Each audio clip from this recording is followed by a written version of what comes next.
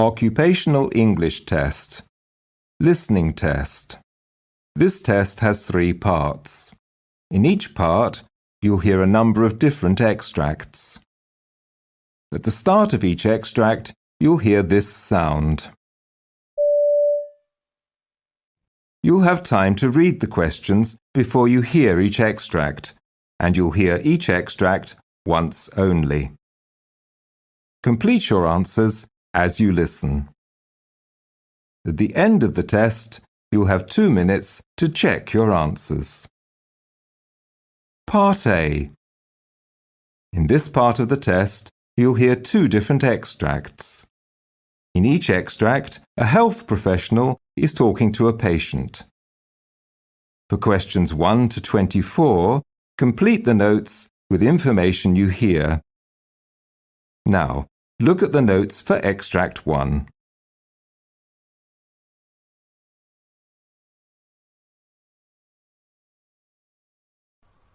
Extract 1. Questions 1 to 12. You hear a physician talking to a patient called Mrs. Gonzalez. For questions 1 to 12, complete the following notes with a word or short phrase. You now have 30 seconds to look at the notes.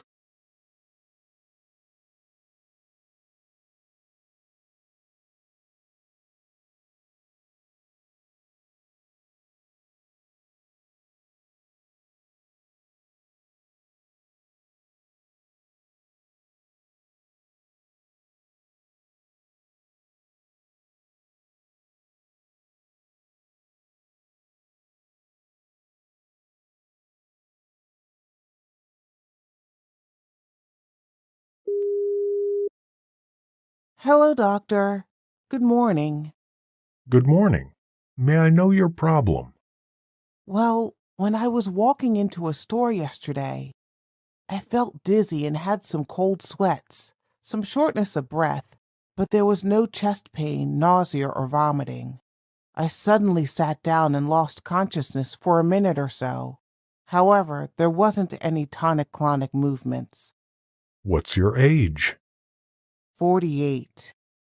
Did you had any cyanosis, which means that the skin goes bluish? No, doctor. Then I got up on my own, and even now I'm having mild shortness of breath upon exertion. This is totally unusual for me, doctor.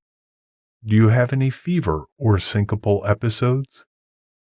No, doctor. Have you had any diseases or surgery in the past? Well, a year ago, pulmonary embolism was diagnosed. But during that time, I had an IVC filter placed due to massive gastrointestinal bleeding diverticulosis and gastric ulcers, paroxysmal atrial fibrillation, and no anticoagulation due to history of gastrointestinal bleed. Coronary artery disease status was post-bypass graft surgery at that time. I had to stay in the ICU for 3 weeks due to lower GI bleed again. Okay. What medications are you taking now? Aspirin, potassium, Lasix, levothyroxine, lisinopril, Pacerone, Protonix, Toprol, vitamin B, Zetia, Zyrtec. Are you allergic to any medicines? Yes, to sulfa. Well, your blood pressure is 155/57. Pulse rate is 61. Respiration's 18, and oxygen saturation is 95% on room air. No lymph nodes or masses. No lower extremity edema. No redness or hotness. The laboratory reports show creatine 2.1 and hemoglobin 9.6. Your chest X-ray is clear. You have developed pulmonary embolism with contraindication to anticoagulation due to recurrent gastrointestinal bleed. Status post-IVC filter. You have also developed mitral valve disease, coronary artery disease, and peripheral vascular disease per cardiology. No evidence of chronic thromboembolic disease per VQ scan. We cannot rule out pulmonary hypertension, shortness of breath upon exertion. You will need a pulmonary function test as an outpatient. I will do oxygen saturation with ambulation to prevent it causing loss of consciousness.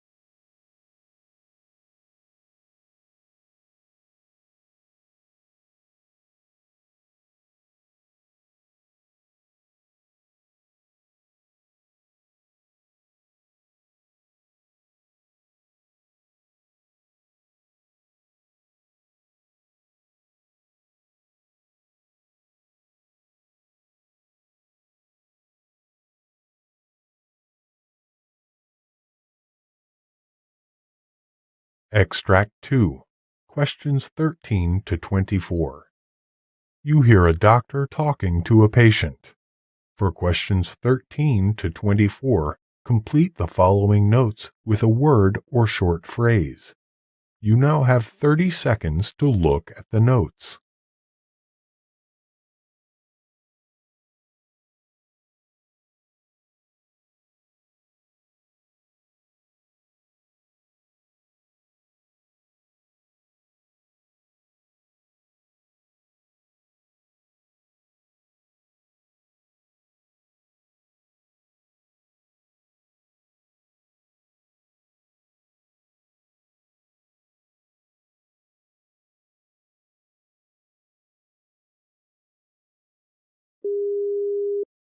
Hello, doctor. Good morning. Yes, good morning. What can I help you with today? Doctor, I'm getting a throbbing pain in my right shoulder. How long have you been experiencing this pain? For the past 5 months. But the pain has worsened in the last 2 months. The pain aggravates as I'm a regular baseball player that involves throwing. Now I am also participating in basketball. What is your age? 21. Oh, I see. Do you take any medication? I was taking non-steroidal anti-inflammatory drugs and muscle relaxant medications. Are you allergic to any medicines? No, doctor. Have you had any surgery or any diseases? No. Do any of your family members have any diseases? Yes, my mother has arthritis. Do you drink or smoke? No, doctor. Well, your blood pressure is 116/68, respiratory rate 16, heart rate is 68, and weight 165 pounds. Your right shoulder shows evidence of swelling and tenderness. Radial pulses are 2/4. Bilateral. Brachial pulses are 2/4. Bilateral. Range of motion of your right shoulder shows decreased flexion, decreased extension, decreased adduction, decreased internal rotation, decreased external rotation. Left shoulder is normal. External rotation is fair. Internal rotation is poor. Rotator cuff impingement is moderate. Your X-ray report reveals presence of cuff arthropathy. You have developed rotator cuff syndrome in your right shoulder. Actually, the rotator cuff is a group of muscles and tendons surrounding the shoulder joint. A rotator cuff injury causes a dull pain in the shoulder and often worsens when you try to sleep on that side. Often, rotator cuff injuries occur in people who perform overhead motions repeatedly in their jobs or sports. Without treatment, Rotator cuff injuries may result in permanent loss of motion or weakness, which may result in progressive degeneration of the shoulder joint. Although resting your shoulder is essential for the recovery, keeping the shoulder immobilized for a long duration can cause the connective tissue to become thickened and tight, a condition called frozen shoulder. I am prescribing you Vioxx 25 milligram tablet once per day. I am giving you an injection to your shoulder joint with Celestone Solispan 1.0 cc. If the condition is not improved within 15 days, then I would order an arthroscopic tendon repair in which a tiny arthroscope and tools are inserted through small incisions to reattach the torn tendon to the bone.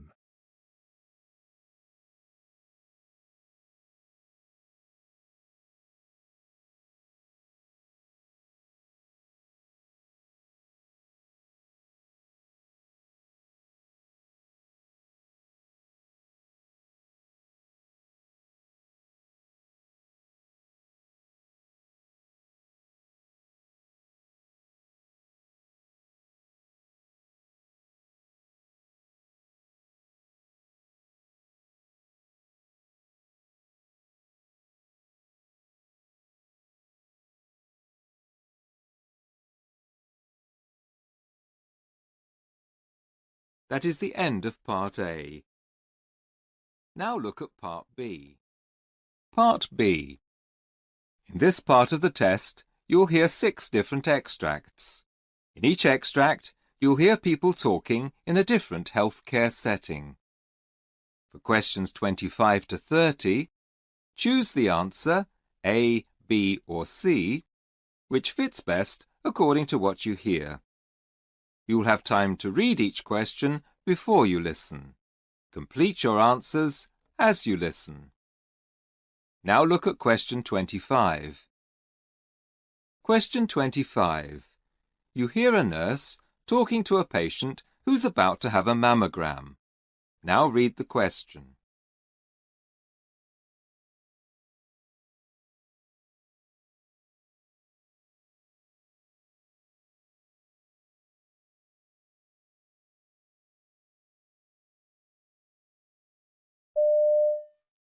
So, have you had a mammogram before?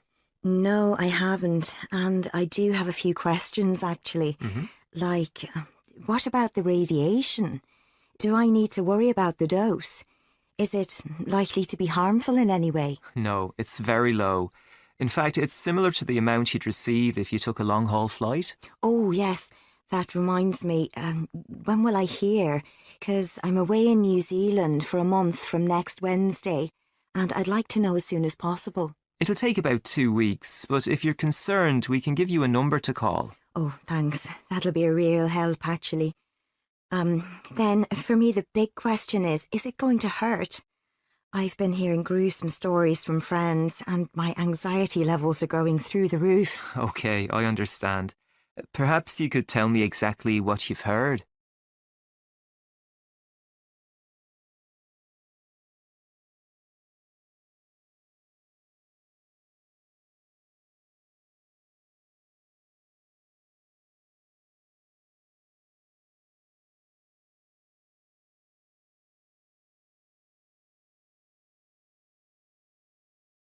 Question 26. You hear a doctor talking to a patient about a blood pressure monitor. Now read the question.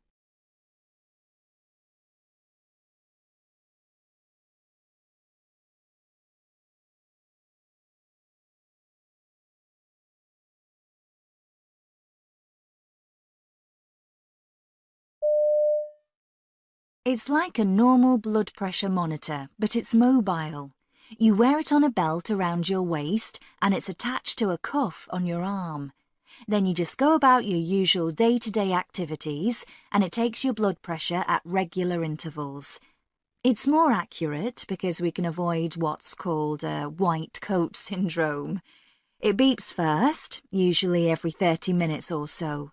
When that happens, you should sit down if you can, Hold your arms still and keep the cuff level with your heart. Do I have to wear it at night? Yes, you do. You could put it under your pillow. It needs to stay on for 24 hours, though you don't have to wear the belt. What about showering and stuff? Well, I was about to say, you should avoid that, I'm afraid. I see.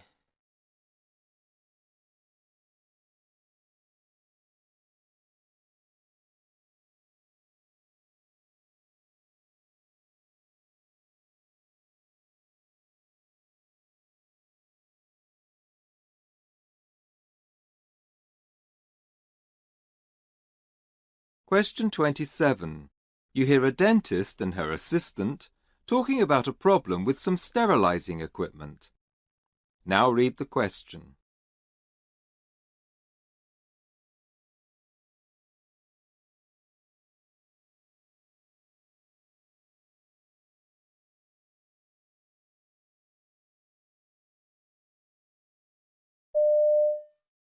Oh no.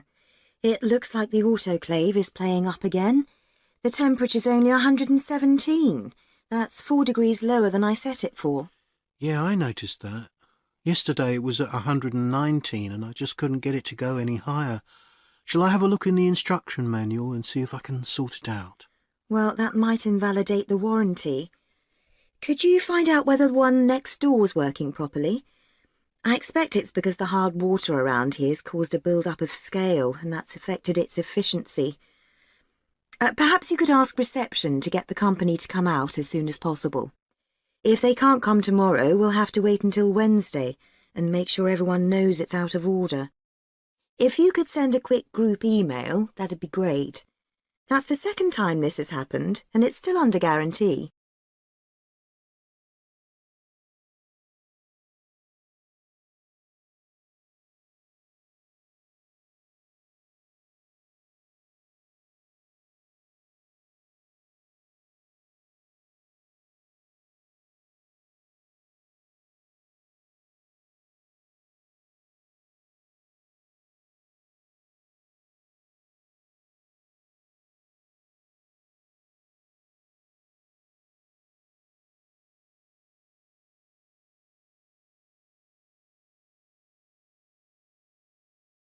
Question 28. You hear a GP talking to a patient with hay fever. Now read the question.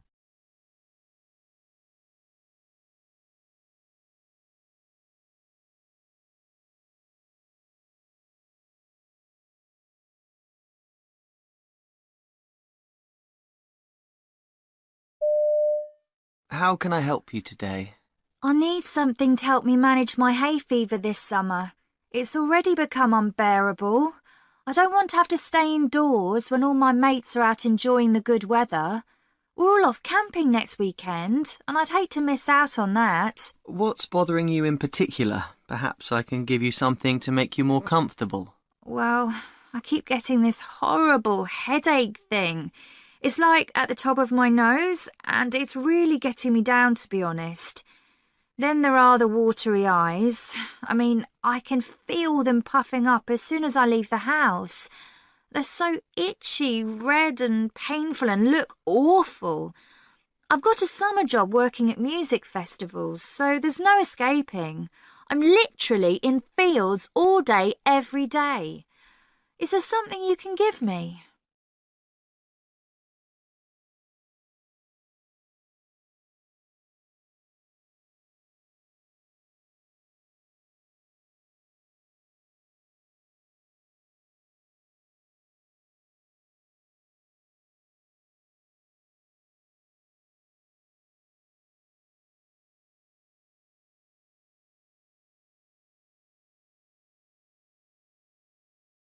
Question 29. You hear two nurses doing a patient handover at the change of shift. Now read the question.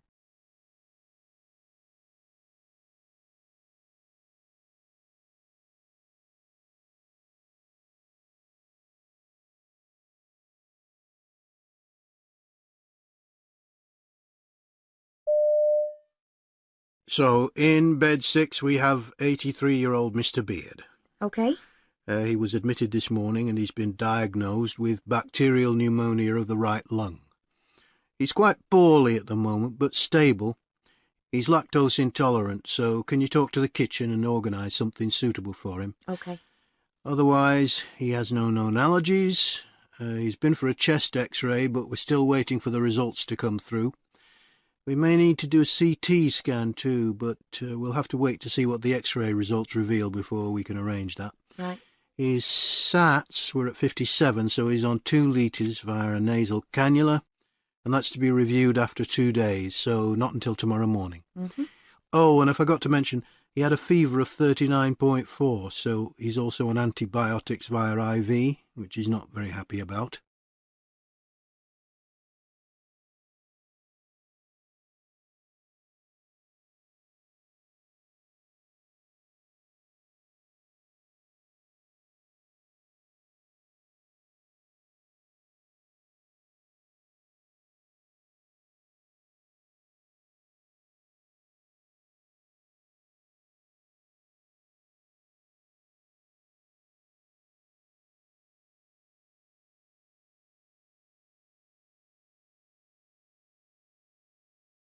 Question 30.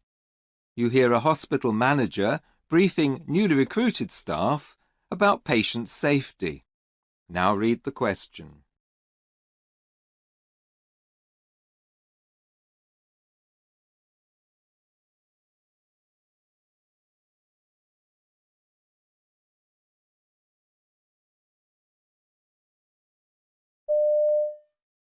Within the information team, we provide a set of standard and custom-made reports to suit the needs of staff and patients. Our aim is to provide information into the patient's journey, from their arrival in the emergency department to their discharge from outpatients. One of my responsibilities is to ensure that the information we provide is clear, easy to understand and straightforward to use, so that we can look at areas of concern, things that are common across departments, and reassure ourselves that we are delivering quality care. When things go wrong, we're able to provide information from the system to enable the staff responsible to review the situation, understand, and learn what needs to be changed to avoid future events.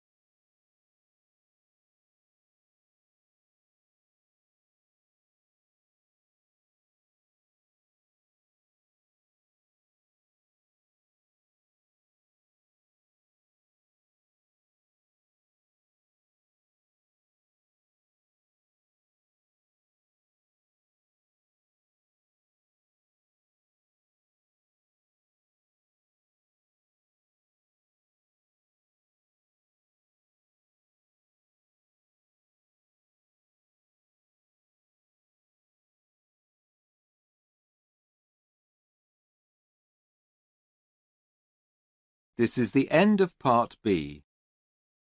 Now look at Part C.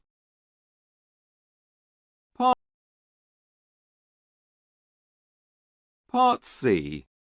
In this part of the test, you'll hear 2 different extracts.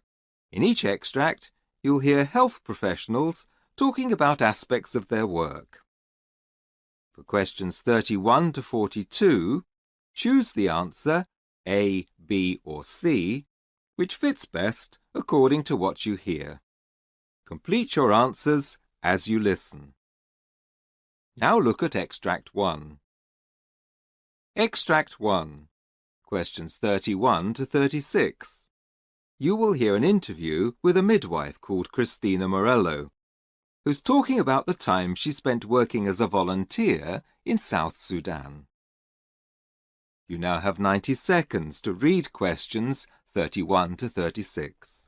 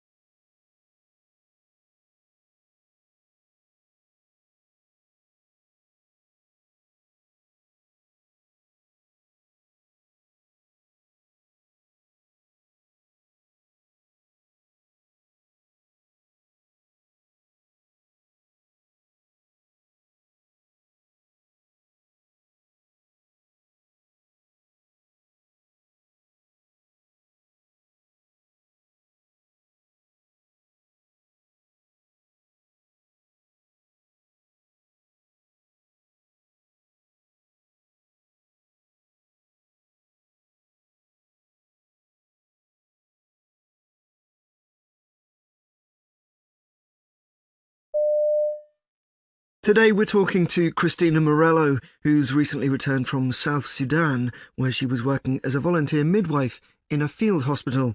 Christina, could you tell us why you wanted to go and how you felt? Well, I first arrived at the decision because I was dead set on making a difference to people who had nobody to turn to in desperate times. And, to be honest, from a selfish point of view, I naively thought it would be an adventure. I was just worried that the charities wouldn't need midwives. You always hear about the huge demand for nurses, and my experience lies in delivering babies. My parents, on the other hand, were terrified. They understood the risks better than me and realised that I could be working in very dangerous settings and that I hadn't properly prepared myself. They also warned me about homesickness and being away from my family for so long, something I hadn't really considered until they brought it up. So, was your role in Sudan very different to the one you'd been doing in the UK before you left? Very much so. The role entailed a huge variety of tasks, and they were all demanding in different ways. I helped set up maternity departments and trained local midwives in rural health centres. That was incredibly rewarding. Yeah. Watching my knowledge and expertise being passed on to other midwives and seeing them help the women in very remote areas who would otherwise have no access to maternity services felt so satisfying, like I was really making a difference. But what really shocked me was the sheer volume of deliveries I was dealing with. It was astonishing. There seemed to be a never-ending stream, and a lot of them were complicated. I regularly worked 36-hour shifts. Oh, you mentioned that a lot of the deliveries were difficult. Could you expand on that for us? Yes. Deliveries that I used to see as complicated back home became almost routine for me. I saw breech deliveries, twins, ectopic pregnancies, eclampsia, preeclampsia, and face presentations on a daily basis. And not only that, but all of these extremely dangerous situations have to be dealt with using very little medication. And you're sharing your kit with a team of people who are also working under extreme pressure. There's a desperate lack of funding for clinical equipment, which is why our work is so important. People don't use contraception, and they have huge families. The more children a mother has, the more complicated the delivery.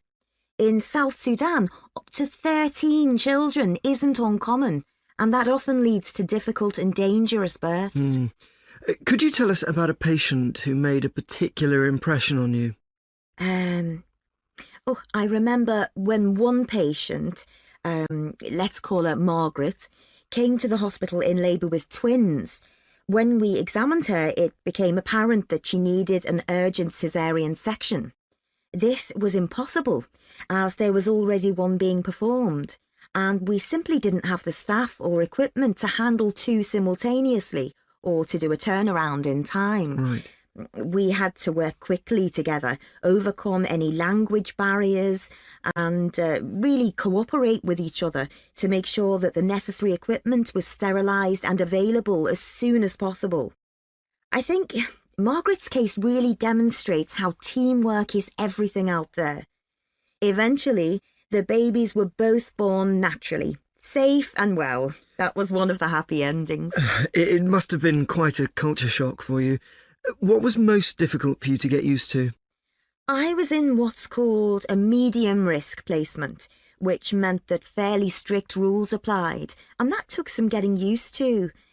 We weren't allowed to leave the hospital complex after nightfall, which was strange, but not too much of a problem, as I was usually only fit to have dinner and fall into bed anyway.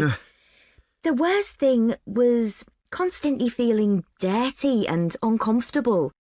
There was no break from the heat and humidity, and we only had bucket showers and a limited water supply. The bugs didn't help matters. They really added to the discomfort, and everybody always had something or other to complain or worry about. A sting, a bite, an itch or a rash. So what qualities would you say are the most valuable for anyone who is thinking of volunteering? Obviously, you can't apply unless you have all the qualifications, experience and skills that they're asking for. That's a given. Right.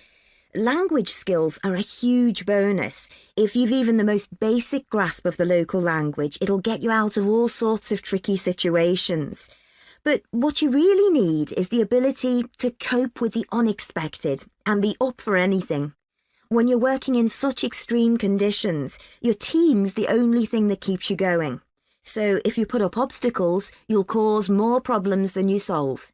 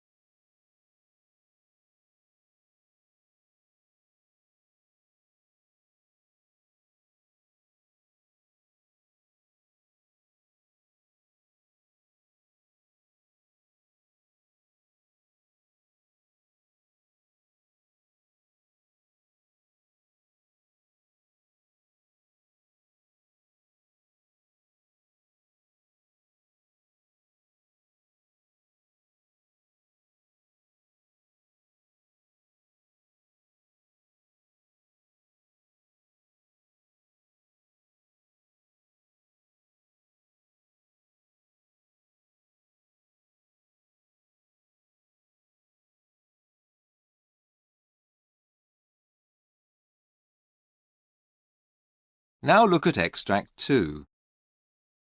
Extract 2. Questions 37 to 42. You hear a GP, called Dr. Edward Symes, giving a presentation about how the condition called myalgic encephalomyelitis, ME, affects young people. You now have 90 seconds to read questions 37 to 42.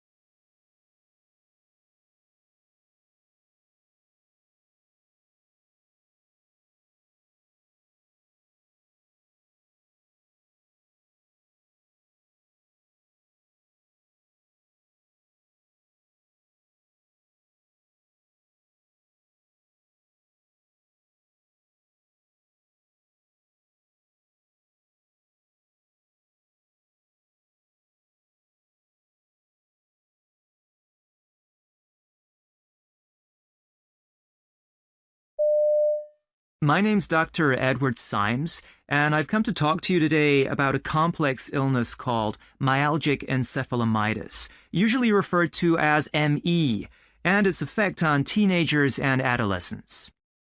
ME is a chronic neurological condition that affects many body systems, causing a variety of different symptoms, almost always including pain, feeling generally unwell, and sleep disturbance. I'd been working as a GP for about 20 years when my own daughter was 14 or 15, and one of her friends, let's call her Emma, was diagnosed with ME. She'd taken weeks off school, and none of her friends really knew what the problem was, other than that she was tired and not very well. The problem had started with a nasty bout of flu that she never fully recovered from. As time went on, Emma's friends seemed to abandon her one by one, as it became clear that even the shortest or most moderate forms of mental or physical exertion worsened her malaise and exhaustion. She ended up being excluded from almost every social activity, as she just couldn't cope with any exertion. The impact of this on her physical and mental health troubled me, as there seemed to be very little understanding and tolerance for her condition, and she was falling behind academically as well as socially. It was a chance meeting that resulted in me deciding to specialize in ME. One day, I bumped into Emma's mom at the local pharmacy, and we ended up talking for almost an hour. She was clearly desperate for someone to talk to. It was having a huge effect on the family. She'd had to give up her job in order to take care of Emma, as her anxiety was made much worse by being at work when her daughter was sick and alone at home. It's well documented that ME is a physical disease, and there's no evidence whatsoever to suggest that it's psychological, but there's so much misinformation, and there's no therapy or cure. Emma's friends had apparently spoken about her skipping school or getting out of things that she didn't want to do. There seemed to be a general feeling that she should toughen up and get on with school life as they had to. As a result, poor Emma's confidence had hit rock bottom. She felt that people saw her as lazy or attention-seeking. That's when I decided to turn my attention to researching the illness. Somebody who's so ill shouldn't have to worry about proving it to everybody. Another extremely unhelpful aspect of the illness is that it's so difficult to diagnose. What we really need is a valid laboratory test we can use. At the moment, we just have to go through the patient's medical history, analyze their symptoms, and try to exclude other illnesses. Sadly, this often means that many young patients suffer the illness for years before they're diagnosed, which is a shame because an earlier diagnosis helps to reduce the impact through support and intervention. Another issue is that ME can be tricky to identify in younger patients as they don't always report symptoms accurately. The seriousness of the condition can be hard for them to judge, as they may think that feeling exhausted or ill is normal and have learned to pace themselves and simply take part in fewer activities than they would if they were well. A reliable blood test would avoid all of these problems and might mean that the illness finally gets the attention it deserves. Perhaps the most challenging thing about having ME is the fact that it's so erratic. You just don't know how you'll be feeling at any given point in the future, which makes planning difficult. This often results in sufferers missing school and key social events. Feeling left out at a time when you're trying to establish your identity can trigger confusion and depression. And let's not forget that they do all of this on top of having to cope with debilitating medical symptoms. That's why I really want to emphasize that teenage sufferers require a lot of support and understanding from their families. For example, help with managing their social lives and visitors, because it can be difficult to keep friendships going. Another important point is that they shouldn't be put under too much academic stress, made to help out a lot at home, or keep up with physical exercise. A lot of parents think they should soldier on, but that's often the worst thing they can do. Trying to battle through is likely to lead to a total crash and a prolonged recovery. Sadly, there's no intervention or therapy for ME, but that doesn't mean that as health professionals, we can't help our patients to manage the symptoms and improve their quality of life. We need to be willing to try several and work out what makes the symptoms worse, what makes them better, and help the patient achieve a balance in their life so they can improve their daily function at such an important time. Because the symptoms vary from patient to patient, there isn't one single method that can be used. Patients want and need a GP who at least validates the illness and acknowledges its effects. They also appreciate us providing ongoing support and regularly reviewing and monitoring progress. We should be giving appropriate documentation and information to the family and school so that our patients are more likely to be believed. The patients themselves need to be involved in the process and adapt to life with the illness by respecting their physical limits and allowing themselves adequate rest. Before I go, I want to briefly mention one controversial method of treatment that is sometimes prescribed, and that's cognitive behavioral therapy, or CBT. Whilst it's been helpful for some pediatric patients, the effects on teenagers are modest at best. Claims that it can cure the illness are not supported by any follow-up studies. The theory behind it is that the patient is so frightened of the illness that's usually brought on by exercise that it worsens their health. CBT can be used as a way of getting back into exercise. However, the illness cannot be worsened by attitudes, and this theory goes against current understanding of the disease. It has led to patients being blamed for their failure to recover, and even worse, it frequently leads to severe relapses, as it usually insists on some form of exercise.